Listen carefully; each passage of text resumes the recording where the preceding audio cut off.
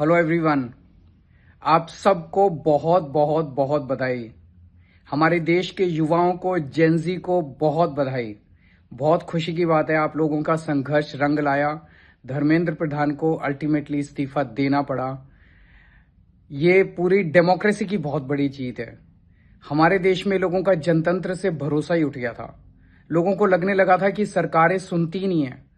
जनता सरकारों के सामने चिल्लाती रहती थी, गिड़गिड़ाती रहती थी। हर चीज के लिए हम सरकार को हाथ जोड़ते रहते थे, पैर पकड़। सरकारें कभी सुनती नहीं थी। इतना बड़ा संघर्ष हुआ और अल्टीमेटली सरकार के अहंकार को झुकना पड़ा, जनता के सामने झुकना पड़ा। ये बहुत बड़ी जीत है, पूरे जनतंत्र की जीत है, डेमोक्रेसी की जीत है। और सरकार को भी अब समझ लेना चाहिए कि आपको जनता की सुननी पड़ेगी। ये डेमोक्रेसी है। Democracy is by the people, of the people, for the people.